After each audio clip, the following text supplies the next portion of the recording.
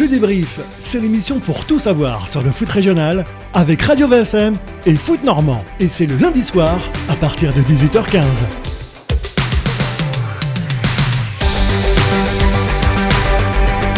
Le débrief par Radio VFM et Foot Normand, épisode 23. On revient en ce début de semaine sur l'actualité du football régional. On a parlé Stade Malherbe et Coupe Gambardella. Place à présent à la partie consacrée au Havre. Il va être question de l'actualité et de l'avenir des Ciels et Marines. Nous recevrons dans quelques instants Romain Martin, fidèle supporter des Hackmen. Pour m'accompagner sur cette deuxième partie, il est fidèle au poste et ne s'est pas perdu dans l'allégresse du stade Michel Dornano hier. Mathieu Billot, soit de nouveau le bienvenu. Salut Aurélien, salut à tous. Il est donc notre invité de cette deuxième partie, centrée sur le HAC, supporter des Ciels et Marines, mais aussi membre actif de la communauté Actu, très actif sur les réseaux sociaux. Romain Martin, bonjour. Salut à tous. Alors Romain, on va commencer par les réjouissances, car c'est un week-end de réjouissance pour Paul Le Guen et ses hommes. À Océane, samedi soir, les joueurs l'ont emporté 2-1 contre l'avant-dernier Dunkerque, mettant ainsi fin à une incommodante série de 4 revers de rang, un doublé d'Imad Abdelli avec au passage un très joli but, a fait le bonheur du Havre, mais a-t-il seulement fait le vôtre, Romain ?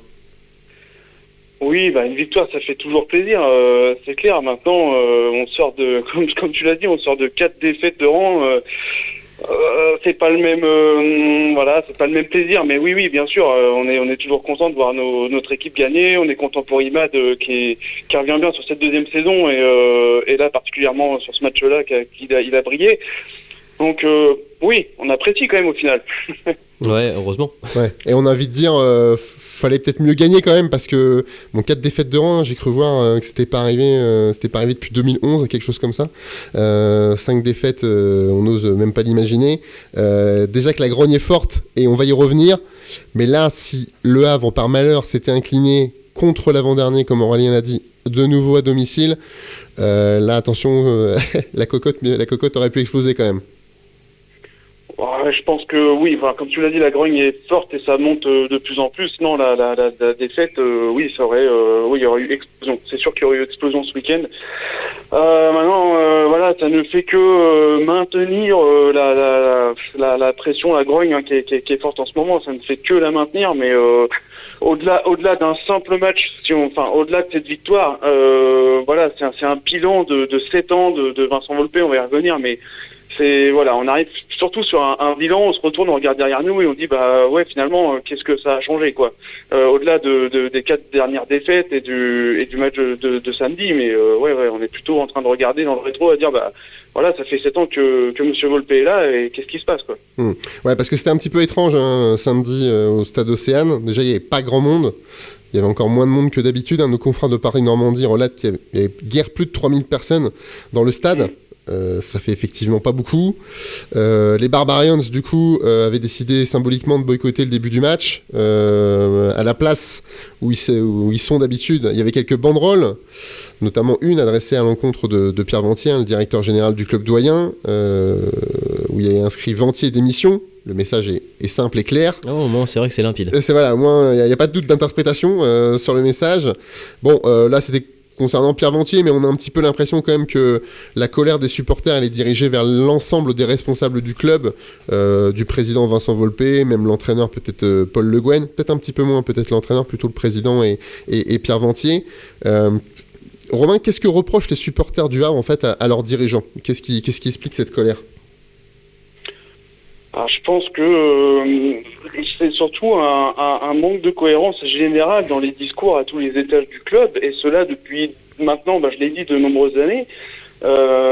Finalement, on prend ça au final comme de belles promesses, alors qu'au début, quand Vincent Volpe est arrivé, quand même, il est arrivé avec des moyens qu'on n'a pas forcément connus au HAC.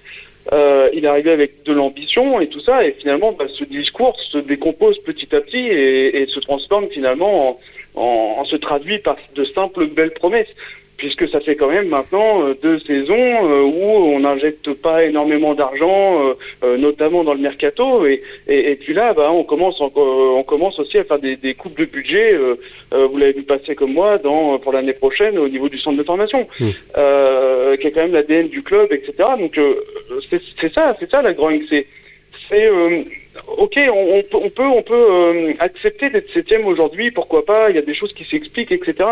Mais le discours qui est en face n'est jamais cohérent avec ce que le HAC fait comme résultat sportif. Et c'est ça qui, je pense, qui multiplie la déception.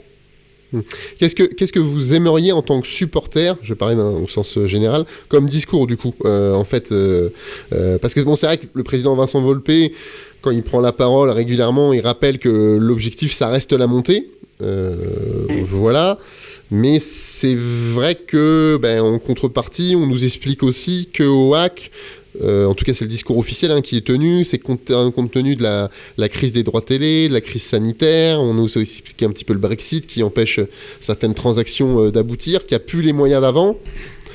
Donc c'est quoi un petit peu le discours que vous aimeriez entre tout ça en fait, entre toutes ces données-là? C'est un discours peut-être d'un peu plus de transparence, parce que aujourd'hui, d'un autre côté, on parle de Ligue 1, on parle qu'on a battu une équipe compétitive. Alors oui, ok, on n'est pas 17e aujourd'hui, on est 7e, mais quand on parle de Ligue 1, enfin, quand Vincent Volpe parle d'accession, faut peut-être aussi lui rappeler que c'est pas en terminant 5e de Ligue 2 qu'on monte en Ligue 1. Aujourd'hui, 5e, c'est les barrages. Donc j'ai l'impression aussi que les objectifs baissent petit à petit, parce que pour monter en Ligue 1, on sait où il faut être, directement. Après, les barrages, on a bien vu depuis que c'était le retour des barrages, pour l'instant, personne n'a réussi, en terminant 5e, à monter en Ligue 1. Mais donc du coup, petit à petit, déjà, ça a grappillé un peu sur le classement, parce que c'est vrai que dans le discours de Vincent Volpe, on monte en Ligue 1, mais en passant par les barrages. Enfin, moi, je lis entre les lignes quand même, mais c'était quand même un peu ça. Donc je dirais, on retrouvait un peu de transparence, parce que c'est pareil, on ne sait pas exactement ce qu'il veut faire du club, on ne sait pas ce qui... on entend des choses, on entend qu'il y a des acheteurs, mais que lui, il n'est pas vendeur. Mais en tout cas, nous, ce qu'on a l'impression, c'est qu'il n'est surtout pas vendeur au tarif qu'on lui présente. Maintenant, demain, j'ai l'impression que quelqu'un se pointe au tarif que Vincent Volpe a envie de vendre le club. J'ai pas l'impression qu'il est très attaché au HAC quand même de ce côté-là, quoi. Donc c'est peut-être un peu plus de transparence de ce qui se passe, parce que vraiment, enfin moi je ressens en tant que supporter un malaise à beaucoup d'étages dans le club. On a l'impression que cette montée en Ligue 1 devient un petit peu une arlésienne pour le Havre. Est-ce que malgré tout, au début de cette saison, par exemple, Romain, dans l'entourage du club, auprès des supporters, on y croyait dur comme fer à une montée en fin de saison? Est-ce que du coup il y a une déception qui est liée à ces attentes-là, ou le mal date d'un petit peu plus longtemps? Je pense que le mal est date d'un petit peu plus longtemps, mais en début d'année, quand l'équipe enchaîne quelques bons résultats, qu'on est dans les 5 premiers, on peut remettre un peu d'espoir. Maintenant, sur le papier, au niveau qualité de l'effectif, sur le papier, on n'était quand même pas parti pour jouer les premiers rôles. Enfin, ça, quand même, je pense que à tous ceux qui s'intéressent au football, quand on regardait les noms qu'on a alignés, heureusement qu'on a des jeunes qui ont fait un gros boulot en début de saison en défense, notamment. Mais après, quand on regarde sur le papier, on a un Richardson qui a fait un superbe phase aller, mais qui est beaucoup moins présent sur la phase retour. Et c'est normal, c'est sa première année pleine en Ligue 2. La phase retour du HAC s'explique aussi par là. On a beaucoup compté sur les jeunes. Maintenant, c'est compliqué pour un jeune de tenir 38 journées. La Ligue 2, c'est un championnat qui est difficile et qui est assez musclé physiquement. Donc on est moins performant sur la seconde partie de saison, mais ça s'explique. On n'a pas injecté de 109. Donc non, quelque part, non, franchement, enfin, moi, en tout cas, personnellement, je ne vais peut-être pas parler pour l'ensemble des supporters, mais personnellement, sur le papier, début de saison, il me semble que j'avais annoncé entre 6 et 10. Bon, mais c'est pas mal. Et t'es pas mal pour le moment, donc c'est bien. Ce qu'on a envie de dire, c'est que là, la saison, du coup, c'est vrai qu'elle suscite pas l'enthousiasme des supporters, enfin, notamment depuis le début de la phase retour, qui est vraiment pas très bonne d'un point de vue comptable. Et c'est peut-être plutôt encore l'avenir qui vous inquiète encore plus. Vous les supporters, parce que c'est vrai que c'est vrai que il y a Benoît, notre confrère Benoît Donquel de Paris Normandie, a sorti quelques articles, notamment la semaine dernière. Donc il y a Imad Abdelli, auteur d'un doublé, enfant de la Cavée Verte, qui a annoncé du côté d'Angers en Ligue 1. C'est un exemple parmi tant d'autres de l'incertitude qui va planer sur l'effectif entre les joueurs en fin de contrat, les joueurs qui sont de retour de prêt. Ceux qui vont peut-être aussi solliciter, on pense notamment aux jeunes joueurs, on pense à Isaac Touré, Amir Richardson aussi, que tu as évoqué, Romain. Il y a tout ça autour de l'effectif. De l'extérieur, en tout cas, on ne sait pas trop où va le HAC. J'imagine que c'est aussi un petit peu l'impression que vous, supporters, vous avez aussi. Oui, c'est ça. Je pense que là, le club s'est mis dans une situation plus que délicate là au mois de juin, où il y a beaucoup de fins de contrat, des retours de prêt, des joueurs dont on ne sait pas ce qu'on va faire, comme Quentin Cornet par exemple, Pierre Gibaud aussi, Alex Bonnet aussi. La question, parce que tous les ans maintenant elle revient. Mais et du coup tous ces joueurs-là, pour l'instant, il y a un point d'interrogation au-dessus de leur avenir au HAC en tout cas. Et tous les jeunes je veux dire un peu explosé, parce qu'il n'y a pas non plus une grosse explosion, à part peut-être Richardson sur la première partie de saison, mais bon voilà, qu'on va pas hésiter non plus à vendre. Depuis les quelques dernières saisons, on faisait 2-3 joueurs gratuits. Sur les 2-3, il y en avait un qui était bon et les deux autres qui n'ont pas trop apporté. L'année prochaine, on va pas pouvoir faire 11 joueurs gratuits. Ou alors, enfin, on peut les faire, hein, on peut faire ça. Mais qu'est-ce que ça va donner? En face, il va falloir un discours où on dit, année blanche, on vise milieu de tableau où on ne peut pas descendre. Mais ils vont pas pouvoir appliquer la politique recrutement des 2 dernières saisons sur le prochain recrutement, étant donné l'envergure du chantier qu'il va y avoir au HAC. Est-ce que la crainte peut-être, c'est de voir peut-être la saison prochaine un HAC qui joue le maintien, comme c'était déjà d'ailleurs un peu le cas la saison dernière, comme on pouvait le craindre peut-être cette saison, mais il y a eu le début de saison, l'explosion de certains, la révélation de certains jeunes, plus des bonnes performances en termes d'état d'esprit. Mais est-ce que l'année prochaine, la crainte, c'est pas d'avoir un HAC qui prétend au maintien, tout simplement? Je pense que oui, là on est dans un vrai tournant, et oui, tout simplement, je pense que encore plus que les autres années, on connaît l'importance d'un mercato. Là au HAC, c'est même plus un mercato, c'est une refonte, parce que quand on voit le nombre de joueurs qui potentiellement vont partir, c'est une refonte. Alors maintenant, une refonte sur la base de quel projet, parce qu'il reste que 1 an de contrat à Paul Le Guen. Donc si c'est Paul Le Guen qui reste, un an, j'appelle pas ça un projet, quoi. Repartir pour un cycle de 1 an, c'est pas un projet pour moi. Donc, quelle enveloppe sera attribuée au gros chantier mercato du HAC au mois de juin et puis pour cet été? C'est ça qui donnera les réponses, parce que au jour d'aujourd'hui, si on remplace les joueurs qui partent par des joueurs pas chers ou des joueurs gratuits, oui, la crainte c'est ça, c'est de voir le HAC jouer effectivement complètement le maintien.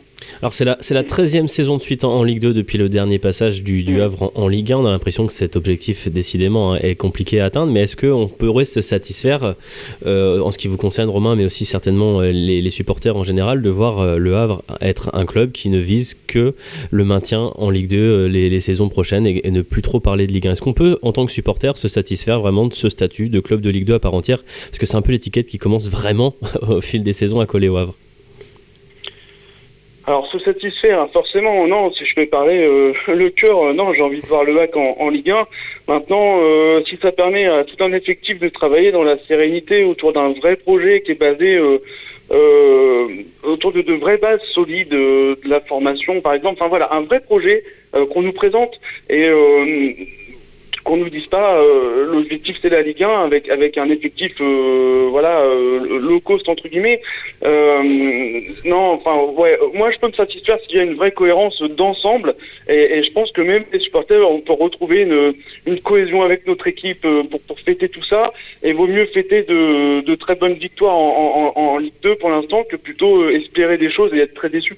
On peut s'épanouir en tant que supporter d'une équipe de Ligue 2. En fait, ce qui dérange vraiment, et c'est vraiment le nœud du problème, c'est que vous n'appréciez pas la communication du club, que vous jugez en inadéquation avec la réalité. Pour résumer. C'est ça, et puis ouais, tout à fait. Et puis de certaines sources que je peux avoir, je sais aussi que est-ce que Vincent Volpe met vraiment les moyens à disposition de ses coachs depuis qu'il est là? Est-ce qu'il y met vraiment? C'est-à-dire qu'il fait signer des personnes. Est-ce que derrière ça suit? Est-ce que les coachs ont ce qu'il faut pour travailler? Alors c'est un grand débat sur les réseaux. Je sais que beaucoup disent aussi ça peut venir de Paul Le Guen, etc. Mais pour moi, la question est est-ce que derrière ils ont vraiment ce qu'il faut pour travailler? Alors après, il y a plein de contre-exemples en Ligue 2 de clubs qui ont réussi sans avoir les gros moyens, mais ça j'aimerais quand même le savoir, quoi. Alors après c'est vrai que le HAC c'est aussi un club un petit peu particulier, hein. Romain tu faisais référence là, pareil il y a eu l'annonce la semaine dernière d'une baisse du budget du centre de formation, et ça je pense que ça va faire grincer des dents du côté du Havre, parce que s'il y a bien un club formateur en France, hein, c'est bien le HAC, et pas une petite baisse, hein, parce qu'on parle quand même d'1,2 million. Mais c'est vrai qu'au HAC il y a beaucoup de choses, il y a le loyer du stade à payer qui est extrêmement cher, il y a une section féminine qui est très performante, mais forcément ça coûte aussi de l'argent, c'est logique, hein. Le budget c'est autour d'1,5 million, voilà, puis bon il y a peut-être un club qui avait un train de vie on va dire avant la crise des droits télé, avant le Covid, qui était peut-être un petit peu démesuré, et tout ça s'enchaîne, et c'est pas très forcément c'est pas très positif. Est-ce que vous auriez on parle beaucoup de projets, de nouveaux projets, est-ce que l'envie peut-être aussi des supporters, ça serait peut-être que effectivement que Vincent Volpé passe la main. Alors encore faut-il trouver l'acheteur et leur preneur, hein, avec un projet viable, mais est-ce que ça serait une perspective qui pourrait un petit peu aussi relancer un petit peu la passion, j'ai envie de dire, des supporters vis-à-vis de leur club? Je pense que tu as utilisé le bon mot, c'est la passion. On sent quand même, Jean-Pierre Yoro, Jean-Pierre Louvel, dans leur discours, on sentait quand même une vraie adhésion, enfin une vraie passion pour ce club, pour les couleurs ciel et marine. Je suis désolé, Vincent Volpé, on ressent pas cette même passion, et même je dirais cette passion pour le football en fait. C'est avant tout un homme d'affaires qui est arrivé, attention, hein, il a sauvé le club, hein, quand il a repris.